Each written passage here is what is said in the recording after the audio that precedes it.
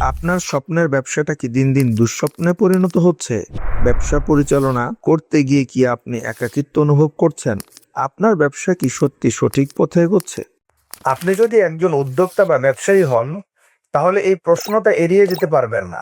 কারণ সবচেয়ে বড় রিস্ক হলো ব্যবসা চলছে কিন্তু আপনি নিশ্চিত না এটা আপনাকে ঠিক কোন দিকে নিয়ে যাচ্ছে।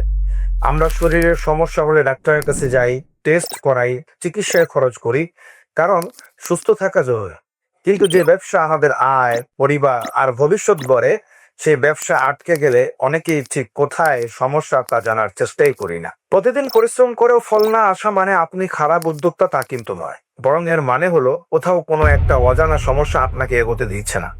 এজন্যই দরকার হয় একটা বাস্তবসম্মত বিজনেস শেখা, যেটা দেখাবে কোথায় আপনার শক্তি আর কোন সিদ্ধান্তগুলো আপনাকে আটকে রেখেছে।